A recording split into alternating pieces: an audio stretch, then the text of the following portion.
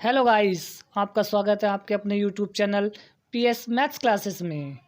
Please subscribe the channel and press the bell icon, जिससे हमारी आने वाली वीडियो का नोटिफिकेशन आप तक शीघ्र पहुंच जाए। हेलो गाइस, तो चलिए आज हम लाए हैं आपका टॉपिक। देखिए, ये चैप्टर 1 आपका चल रहा था पहले से ही, तो हमने इसमें जो है 2 पार्ट इसके अपलोड कर दिए हैं। आज हमारा ये 3rd पार्ट है। तो क्लास 10th का चैप्टर 1 है, यूनिट 1 नंबर सिस्टम में ये चल रहा था रियल नंबर की एक्सरसाइज फर्स्ट पॉइंट 1.1 हम कराएंगे आज। और इसमें मेन जो टॉपिक था वो हमारा यूक्लिड प्रमेय से चल रहा था, यूक्लिड थ्योरम। तो यूक्लिड प्रमेय पर आधारित क्वेश्चन चल रहे थे, तो उसी से रिलेटेड आज आप क्वेश्चन देखेंगे। इससे पहले हमने 2 वीडियो इसकी बना चुके हैं, तो जिस स्टूडेंट ने वीडियो नहीं देखी है पहले वो उनको जा करके एक बार देख ले, तभी आगे ये वीडियो समझ में आएंगी। और उनका लिंक जो है आपको डिस्क्रिप्शन बॉक्स में मिल जाएगा। और जिन स्टूडेंट ने हमारी इस चैनल को सब्सक्राइब किया हुआ है वो प्लेलिस्ट में जा करके भी देख सकते हैं। तो चलिए स्टार्ट करते हैं एक्सरसाइज 1.1। तो देखिए, पहले क्वेश्चन में इसमें क्या बोला। पहले क्वेश्चन में बोला है कि जो यूक्लिड प्रमेय है a is equal to we Q plus r, a is equal to b q plus r, पहला क्वेश्चन है। देखिए, हमारे पास जो बुक है उसमें हो सकता है क्वेश्चन, 1-2 क्वेश्चन चेंज हो सकते हैं किसी की बुक से, तो इस वजह से क्वेश्चन चाहे कोई से भी हो आप सभी को समझते हुए चलें। 1-2 क्वेश्चन इधर उधर किसी बुक में कोई एग्जाम्पल बना देते हैं तो कोई क्वेश्चन बना देते हैं, तो आपको इससे कोई मतलब नहीं है, लेकिन फिर भी आपको कॉन्सेप्ट समझने से मेथड मेन चीज़ है कि कहाँ कॉन्सेप्ट पे वर्क करें। तो चलिए, अब जैसे इसने बोला है कि यूक्लिड प्रमेय है A is equal to we Q plus R है, इसमें ए क्या कहलाता है। ए इसमें देखिए, जब हमने फर्स्ट वीडियो आपको अपलोड की थी ये वाली, तो उसमें सब कुछ बताया था कि यूक्लिड प्रमेय के बारे में सब कुछ बताया था कि ए क्या है। ए कहलाता है हमारा भाज्य, वी क्या कहलाता है हमारा भाजक, और क्यू क्या कहलाता है हमारा भागफल, और आर क्या कहलाता है हमारा शेषफल। तो ये हमने आपको यहाँ पे चारों चीज बता दी। क्वेश्चन में तो यही पूछा था कि ए क्या कहलाता है, तो ए तो हमारा भाज्य कहलाता है। भाज्य क्या होता है, जिसको भाग किया जाता है वो भाज्य कहलाता है, जिससे भाग करते हैं वो भाजक होता है, और जो भाग करने के बाद इधर हमें साइड में प्राप्त होता है उसे भागफल कहते हैं, और नीचे जो शेष बचता है उसे शेषफल। तो ये हमारा फर्स्ट क्वेश्चन था। चलिए सेकंड क्वेश्चन में देखते हैं क्या कहा है। देखिए, सेकंड क्वेश्चन में बोला है कि एक संख्या को जब 53 से डिवाइड किया जाता है तो 34 भागफल प्राप्त होता है और 21 शेषफल प्राप्त होता है। देखिए, क्या कहा जाता है।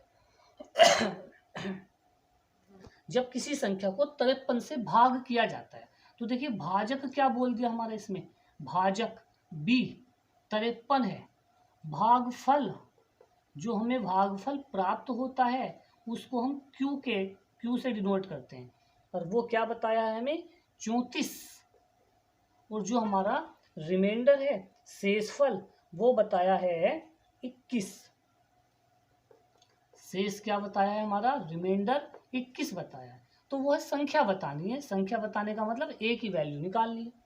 तो आप जानते हैं कि ए इज इक्वल टू होता है v Q plus r, v की वैल्यू लगा दो, क्यू की भी वैल्यू लगा दो, आर की भी वैल्यू लगा दी, इन दोनों की मल्टीप्लाई कर देते हैं, इन दोनों की मल्टीप्लाई करते हैं। चलिए 3 और 4 की मल्टीप्लाई, 4 ते 12 का 2 हंसी लगा 1, 4 पंजे 20 और 9 29, 29 और 1 30 का जो हंसी लगे 3, 3 पंजे 15 और 3 18। तो ये हमारी गुणा करके आया 1802। 4 ते 12 का 2 हंसी लगा 1, 4 पंजे 20 और 9 29 और 1 30 का जो हंसी लगा। तो इस प्रकार ये 1802 हम यहाँ को लिख देंगे और हमारा ये 21 ऐड कर देंगे, इसमें को जोड़ दीजिए, तो वो संख्या हमारी कितनी आ गई, 1823 आ गई। तो इस प्रकार हम ये निकाल सकते हैं। ठीक, तो ये हमारा क्वेश्चन नंबर 2 था। आगे देखेंगे स्टूडेंट्स, अब जो अगला क्वेश्चन बोला है वो क्या है। अगला क्वेश्चन ये बोल रहा है कि 2 लगातार धनात्मक पूर्णांकों का जो गुणनफल है वो 2 से डिवाइड होता है, 2 से भाज्य है। ये कथन सही है या गलत है? आपको बताना है कि लगातार 2 धन पूर्णांकों का गुणनफल, लगातार 2 धन पूर्णांकों का गुणनफल, क्वेश्चन नंबर 3 है ये। लगातार 2 धन पूर्णांकों का गुणनफल 2 से भाज्य होता है, 2 से भाज्य होता है। यह कथन सत्य है या नहीं, ये आपको बताना है। तो देखिए कैसे बताएंगे। सबसे पहली बात कि 2 लगातार संख्याओं की बात चल रही है, 2 लगातार संख्याओं की बात चल रही है। तो हम ये जानते हैं कि अगर कोई सा भी आप एक धन पूर्णांक ले लो तो वो या तो सम होता है या विषम होता है।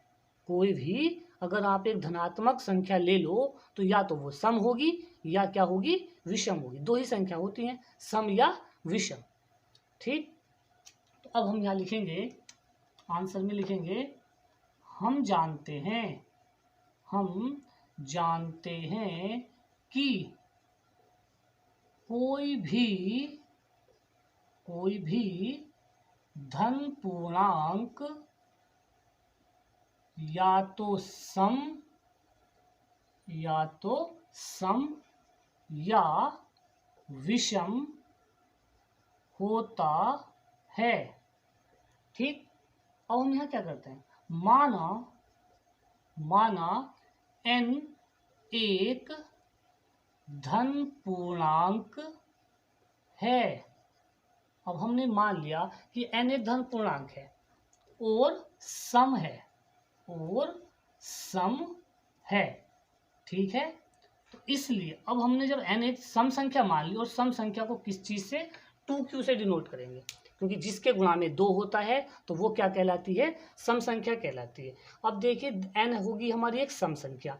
अब क्या कहलाता है, लगातार 2 धन पूर्णांक, लगातार का मतलब एक उसके बाद आने वाला, क्रमागत भी कह सकते हैं। यहाँ पे लगातार का मतलब होता है क्रमागत 2, तो क्रमागत का मतलब एक उससे अगला वाला, यानी कि n का मान ये, तो n+1 जो होगा वो क्रमागत होगा। तो n+1 का मान क्या होगा, 2q+1 होगा। ये n है तो ये n+1 होगा। अब इन दोनों का गुणनफल देखिए आप, तो n × n+1 की वैल्यू, तो n की वैल्यू तो 2q है और 2q+1 है। तो बताइए कि ये नंबर 2 से डिवाइड होगा या नहीं होगा, क्योंकि जिसके गुणा में बाहर 2 दिखाई दे रहा है तो ये 2 से विभाजित होगा। तो हम क्या लिखेंगे कि यह 2 से भाज्य होगा, यह 2 से भाज्य होगा। यही हमें बताना था कि क्या ये 2 से भाज्य होगा, हाँ होगा।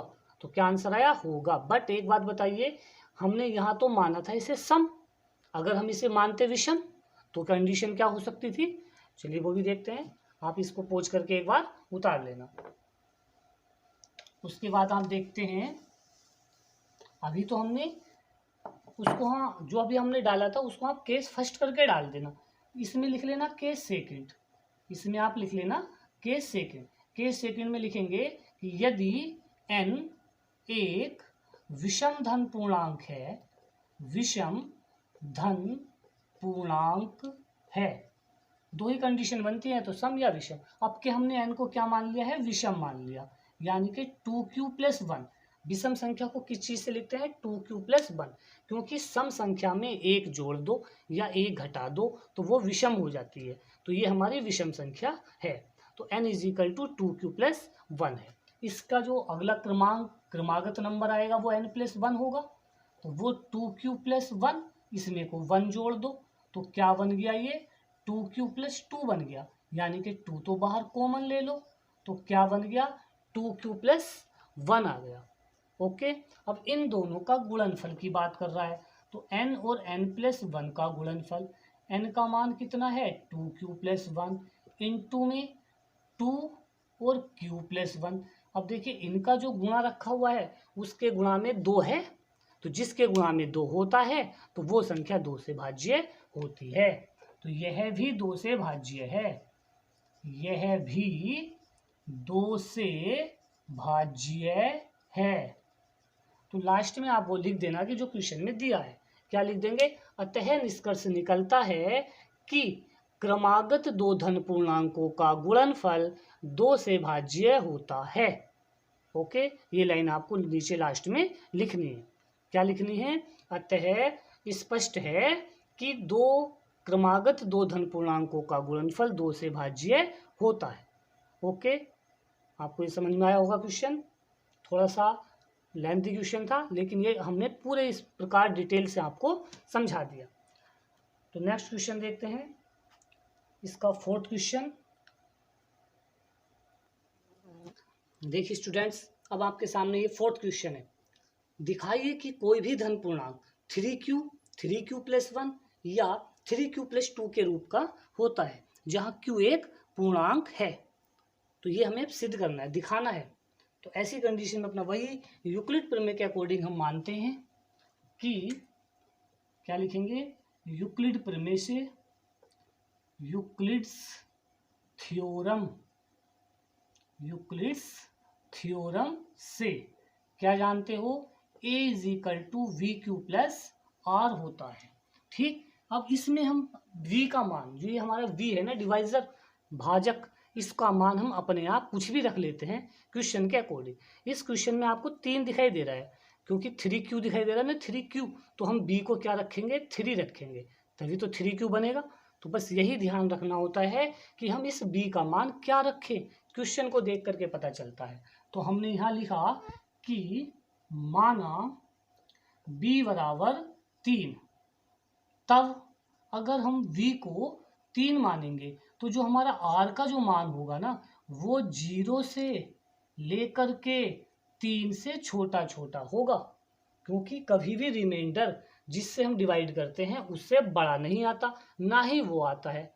यानी कि 3 तो रिमाइंडर आ नहीं सकता, 3 से छोटा छोटा आएगा, 0 से लेके 3 से छोटा छोटा, अर्थात हमारा जो r की वैल्यू होगी वो क्या होगी, 0 हो सकती है, 1 और 2 हो सकती है। ये r की 3 वैल्यू पॉसिबल हैं। तो अब हम इन r की वैल्यू को बारी बारी से रखते हैं और यहाँ से a की वैल्यू निकालते हैं। तो यहाँ लिखेंगे r = 0 पर, यहाँ पे r का मान 0 रख दो और v का मान 3 लगा दो, तो 3q + 0, तो 3q में 0 जोड़ा तो कितना आया हमारा, 3q आया।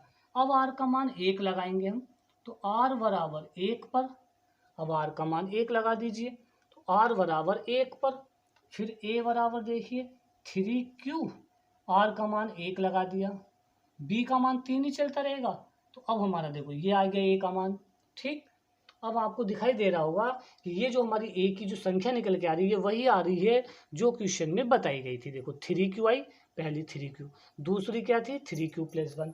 अब r का मान आप 2 लगाइए इसमें, तो r = 2 पर a = 3q+, r की जगह लगा दो 2, तो आया 3q+2। तो अतः हमारी जो भी संख्या होती है वो 3q, 3q+1, 3q+2 के रूप में होती है।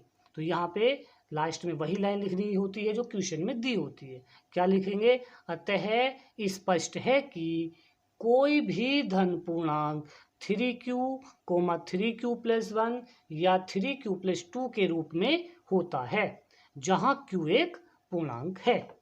That is answer. तो ये क्वेश्चन इस टाइप से करने के होते हैं, बहुत ही सिंपल क्वेश्चन है अगर आप इसे एक बार ध्यान से समझोगे तो। ओके, चलिए नेक्स्ट क्वेश्चन पे चलते हैं।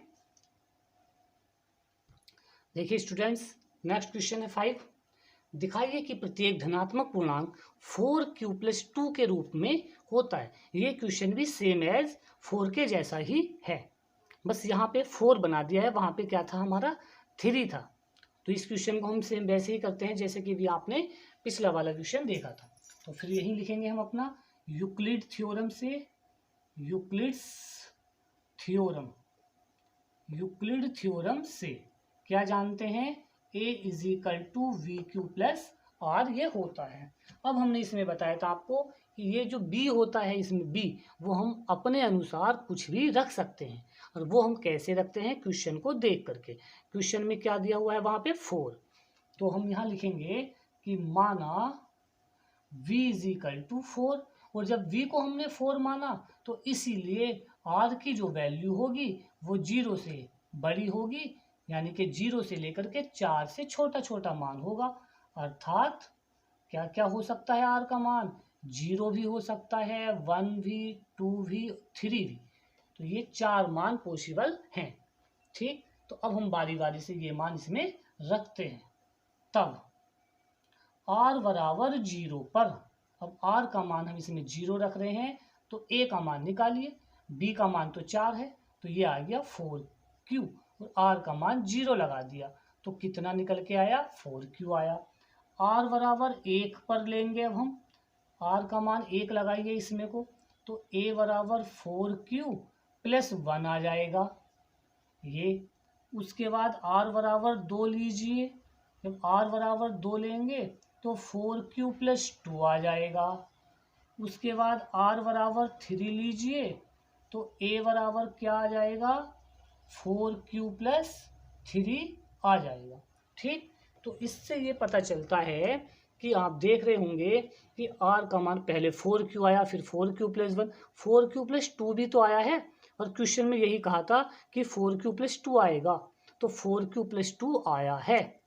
तो इससे स्पष्ट होता है कि कोई भी जो हमारा पूर्णांक है वो 4q के भी रूप का होता है, 4q प्लस 1 के रूप का भी होता है, 4q प्लस 2 के रूप का भी होता है, 4q प्लस 3 के रूप का भी होता है।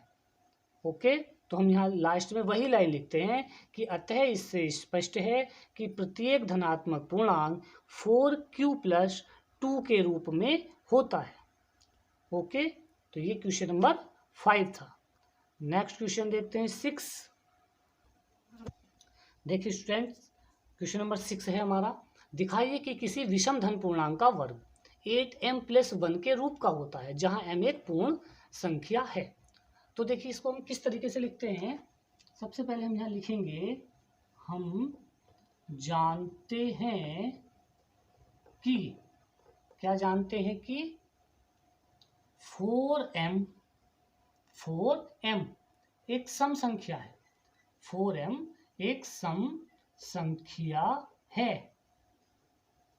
अब देखिए अगर हम 2 लिख, सॉरी 4m नहीं 4q लिखते हैं, 4q एक सम संख्या है। अब एक बताइए 4q, हम तो 2q भी कह सकते थे कि 2q एक सम संख्या है, 4 ही हमने क्यों लिया। इसका रीजन क्या है कि देखिए सवाल में क्या कहा है कि किसी विषम धन पूर्णांक का वर्ग करना हमें, और वर्ग करने पर 8 आना चाहिए मतलब। तो अगर हम यहाँ 2 लेते और फिर हम उसका वर्ग करते तो 2 का वर्ग हमारा 4 होता है, 8 नहीं आता। तो हमें ऐसी संख्या लेनी है जिसका जो वर्ग है वो लगभग 8 बन जाए या 8 से बड़ा बन जाए, इसलिए हमने क्या लिया है, 4q लिया है। तो अब हम जानते हैं कि 4q एक सम संख्या है, और सम संख्या से जो अगला क्रमागत होती है, यानी कि इसलिए 4q प्लस 1 विषम होगी। 4q प्लस 1 क्या होगी, विषम संख्या होगी। क्यों होगी, क्योंकि 4q तो सम है जिसके मल्टीप्लाई में 2 होता है, यानी कि 2 का मल्टीपल होता है, तो ये तो सम है, और किसी भी सम संख्या में आप 1 जोड़ दो तो वो विषम बन जाती है। तो अब हमें इसका स्क्वायर करके दिखाना है। नाउ अब a is equal to 4q plus हमने 1 ले लिया, हमें करना है वर्ग, यानी कि वर्ग करने पर, वर्ग करने पर, तो वर्ग कर दो जरा, तो a का स्क्वायर हुआ, 4q प्लस 1 का स्क्वायर हुआ। अब इसका स्क्वायर खोल दो, क्या होता है, पहले का स्क्वायर प्लस दूसरे नंबर का, यानी कि a square plus b square plus 2a गुणा b, ये हमने फार्मूला लगाया। 16q स्क्वायर प्लस 2 चौक 8q प्लस ये वाला 1 हमने लास्ट में लिख दिया। ओके, अब हम क्या करेंगे, देखिए थोड़ा नीचे आ जाते हैं। अब हम क्या करते हैं कि हमें इस टाइप से बनाना, 8m बनाना, तो हम यहाँ क्या करेंगे, इन दोनों में 8 कॉमन ले लो, बस 8 कॉमन। 8 से इसे डिवाइड करा तो 8 दूनी 16, क्यू स्क्वायर और क्यू भी रहा। अब आपको लग रहा होगा तो कॉमन तो क्यू भी आ रहा था, हमने क्यू कॉमन क्यों नहीं लिया? क्योंकि हमें केवल इस रूप में बनाना, मतलब 8m बनाना, तो हमें केवल 8m, देखो इसको हम m बोल देंगे अब, और ये वाला +1 अलग रखा हुआ, तो इसको हम क्या मान लेंगे, यहाँ लिखेंगे। तो चूंकि Q एक पूर्णांक है, पूर्णांक है, तो इसलिए m बराबर 2q² प्लस q भी एक पूर्णांक होगा।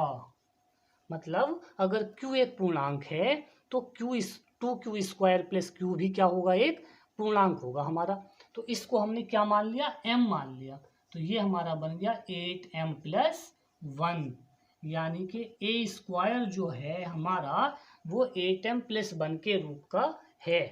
तो लास्ट में ध्यान रखना स्टूडेंट, लास्ट में वही क्वेश्चन वाली जो लाइन होती है वो जरूर उतारनी होती है। अभी हमने आपको पिछले क्वेश्चन में भी यही बताया था कि लास्ट में लिख देते हैं अतः स्पष्ट है कि, अब जो क्वेश्चन में कहा था वो लिख देंगे। क्या स्पष्ट है कि किसी विषम धन पूर्णांक का जो वर्ग है वो 8m प्लस 1 के रूप का होता है। तो इस प्रकार हम जो है ये लास्ट में लाइन लिख देते हैं। तो ये क्वेश्चन आपको समझ में आया होगा। चलिए एक क्वेश्चन और ले लेते हैं, क्वेश्चन नंबर 7। क्वेश्चन नंबर 7 पर चलते हैं।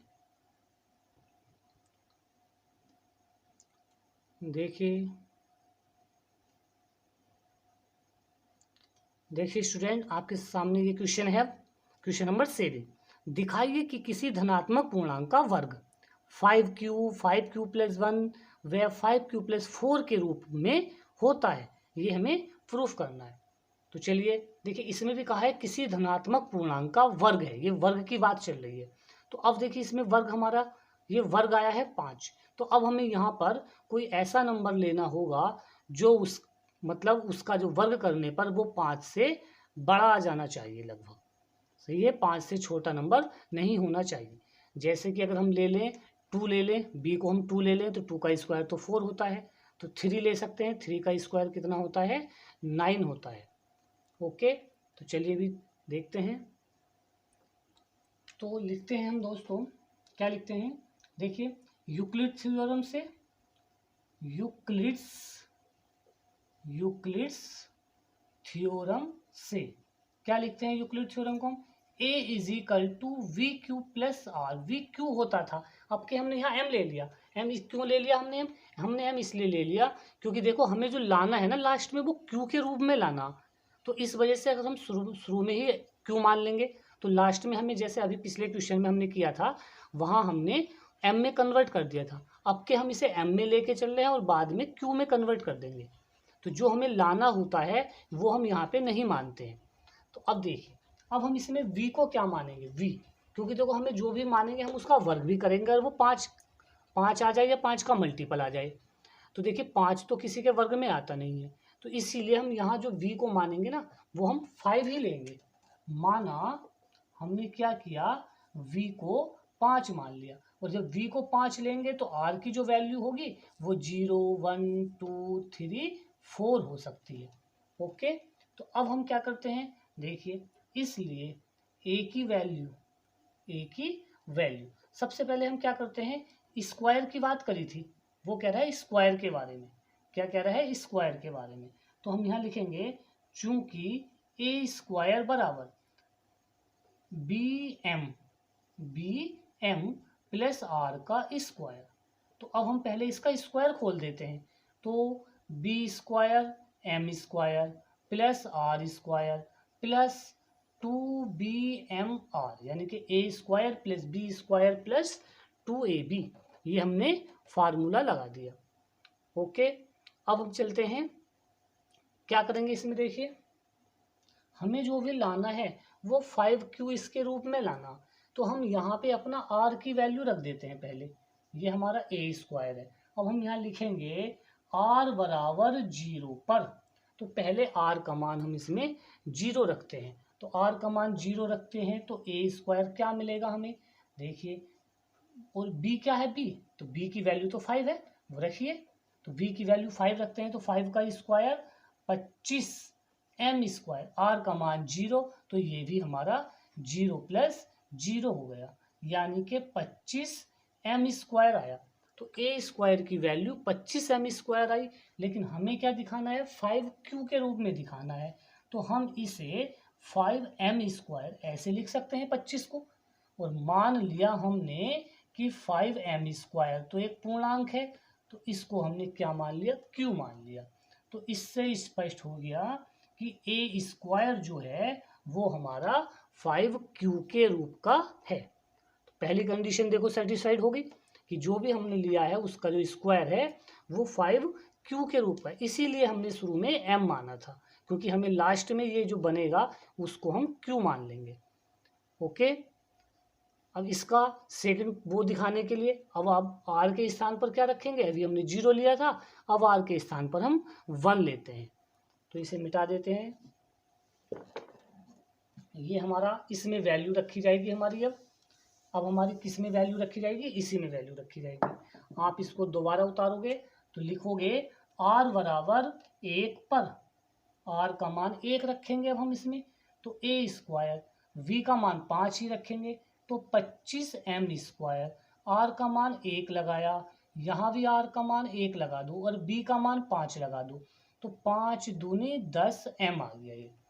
उसके बाद हम क्या करेंगे, 25m स्क्वायर प्लस के 10m प्लस का 1, इन दोनों में कॉमन लेंगे हम ओनली 5 कॉमन ले लो, तो 5 से इसे डिवाइड कर दिया, प्लस 5 दूनी 10, तो ये 2m आ गया, और प्लस हमारा यहाँ पे 1 हो गया।